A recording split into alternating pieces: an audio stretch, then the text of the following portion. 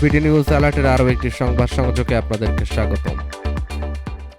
এখন আর শেখ হাসিনার পালানোর পথ নেই। অন্তর্বর্তী সরকারের প্রধান উপদেষ্টার প্রেস সচিব শফিকুল আলম বলেছেন, শেখ হাসিনার এখন আর পালানোর কোনো পথ নেই। বুধবার 9 জুলাই সামাজিক যোগাযোগ মাধ্যম ফেসবুকের নিজের ভেরিফাইড আইডিতে দেওয়া এক পোস্টে তিনি এই মন্তব্য করেন।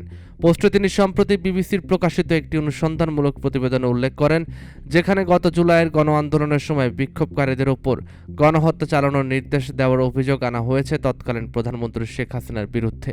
শফিকুল আলম লেখেন, জুলাইয়ের গণ আন্দোলন নিয়ে বিবিসির গভীর অনুসন্ধানমূলক প্রতিবেদন শেখ হাসিনার বিরুদ্ধে বিক্ষোভকারীদের ওপর গণহত্যার নির্দেশ দেওয়ার কথা বলা হয়েছে, যেখানে শতাধিক শিশুর মৃত্যুর কথা উঠে এসেছে। এই প্রতিবেদন প্রকাশের পর শেখ হাসিনাকে বাংলাদেশে ফিরিয়ে এনে বিচারের মুখোমুখি করার আন্তর্জাতিক চাপ আরও বাড়বে। তিনি আরও লেখেন, শেখ হাসিনাকে অবশ্যই গণহত্যার দায়ে বিচারের মুখোমুখি হতে হবে।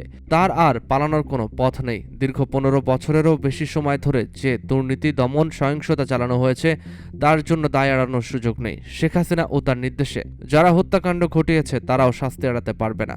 বিবিসির ওই প্রতিবেদনে বলা হয়, জুলাইয়ের আন্দোলনকারীদের বিরুদ্ধে প্রাণঘাতী অস্ত্র ব্যবহারের অনুমতি দিয়েছিলেন তৎকালীন প্রধানমন্ত্রী শেখ হাসিনা। বিবিসির অনুসন্ধানী ইউনিট বিবিসি আই ইনভেস্টিগেশন জানায়, তারা একটি ফাঁস হওয়া ফোন আলাপের অডিও যাচাই করেছে। ওই অডিওতে প্রধানমন্ত্রী শেখ হাসিনাকে বলতে শোনা যায়, যেখানে ওদের বিক্ষোভকারীদের পাওয়া যাবে, গুলি করা হবে। ফাঁস হওয়া ওই অডিও অনুযায়ী প্রধানমন্ত্রী শেখ হাসিনা নিরাপত্তা বাহিনীগুলোকে সরকার বিরোধী বিক্ষোভ বিরোধীদের বিরুদ্ধে প্রাণঘাতী অস্ত্র ব্যবহারের অনুমতি দেন। তিনি বলেন, আন্দোলনকারীদের যেখানে পাওয়া যাবে সেখানেই গুলি করা যাবে। সরকারি এক ঊর্ধ্বতন কর্মকর্তার সঙ্গে কথোপকথনের এই অডিওটিকে এখন সর্বোচ্চ গুরুত্বপূর্ণ প্রমাণ হিসাবে বিবেচনা করা হচ্ছে।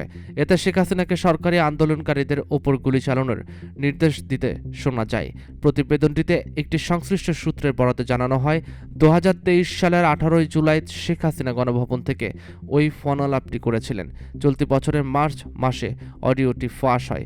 বাংলাদেশ পুলিশের অপরাধ তদন্ত বিভাগ সিআইডি তদন্ত করে নিশ্চিত করেছে যে ফাঁস হওয়ার রেকর্ডিংয়ে শোনা যাওয়া কণ্ঠস্বর শেখ হাসিনার কণ্ঠের সঙ্গে মিলে যায়।